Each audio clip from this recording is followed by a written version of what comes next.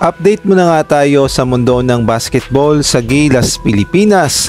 16 years old na batang halimaw, sobrang lakas. Ang tanong po, pwede kaya ito sa Gilas, Pilipinas, lalong-lalo na sa FIBA Asia Cup? Samantalang ang dating captain ng Gilas, Pilipinas parang hindi tumatanda at umaarangkada pa rin sa isang liga.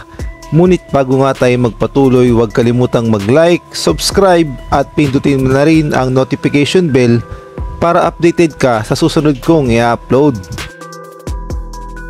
Isang ang batang halimaw na may edad na 16 years old at may height na 6'1" ang gumagawa ng kanyang sariling pangalan sa ibang bansa at mahahalin tulad daw siya si ex-PBA player na si Dorian Peña.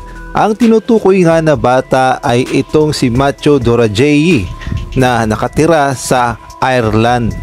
At dito nga makikita natin sa video na ang height niya ay 6'1" lamang, ngunit ang kanyang galawan ay talaga namang halimaw, pang forward. Hindi nga siya point guard, forward talaga ang kanyang galawan at napakalakas niya pagdating sa ilalim. Kaya naman masasabi nating pwede sana talaga ito sa Gilas, Pilipinas under 16 kay Coach L.A. Tenorio. Ngunit alam naman natin pagdating sa mga ganitong kaso, partikular na sa mga batang naglalaro o mga PhilAm o PhilEuro, ay mahigpit ang FIBA, lalong-lalo na sa hagop rules.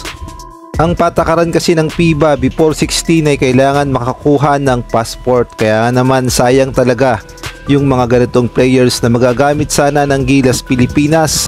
At tignan nyo naman, nagkalat pa ang mga ibang PhilAm at PhilEuro sa ibang bansa. Kung tutuusin, kung hindi lang talaga mahigpit ang FIBA, napakarami nating options na pwedeng gamitin kapag nagkakaroon ng event o laban ang Gilas, Pilipinas, dahil sagana naman talaga tayo sa mga players na pwede nating gamitin. Samantalang sa ibang balita naman, ang dating team captain ng Gilas, Pilipinas na si Chris Chu, tila ba'y kalabaw lang ang tumatanda at talaga namang humahataw pa sa isang liga ng Filipino-Chinese at nagpakita siya ng gilas dito. Pinamalas nga ni Chris Chu ang kanyang galing at tila ba'y nagbalik ang kanyang paglalaro sa Gilas, Pilipinas at sa PBA. Kaya naman panuorin natin ang highlights ni Chris Chu sa Filipino-Chinese Basketball League.